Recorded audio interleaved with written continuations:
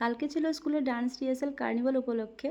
তো সকালবেলা বাবুকে ঘুম থেকে উঠিয়ে দিয়েছিলাম। তারপরে ওটা সমস্ত কাজ করা, যেমন ব্রাশ করা, ব্রেকফাস্ট করা, ড্রেস পরা সবটাই করে নিয়েছিল। আর আমি এদিকটাই গুছিয়ে নিচ্ছিলাম পাঞ্জাবি, দুটো ডান্ডিয়া, জলের বোতল। ডান্ডিয়া পাঞ্জাবিটা ম্যামকে দেখানোর ছিল যে এগুলো পারফেক্ট কিনা, নাহলে আমাকে আবার কিনতে হতো। তারপর ছেলেকে নিয়ে বাসে করে স্কুলে চলে আসলাম। আর ছেলের প্র্যাকটিস যেহেতু 10টা থেকেই ছিল, তাই আমি মিস্টার খারুসকে বললাম আমি বাসে করেই চলে যাব।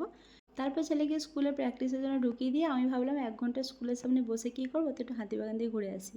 তো হাতিবাগানে এসে দেখি বেশিরভাগ দোকানই বন্ধ, হাতে গোনা কয়েকটা দোকান খুলেছে, তো এটাই স্বাভাবিক। তখন 10টা 20 বাজে, তো দোকান বন্ধ থাকাটাই স্বাভাবিক।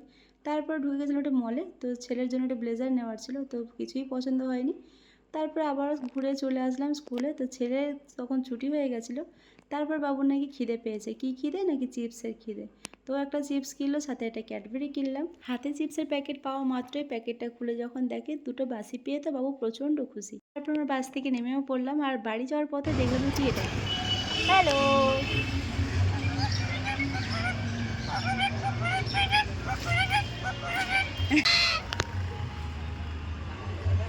হ্যালো, তোমার নাম কি?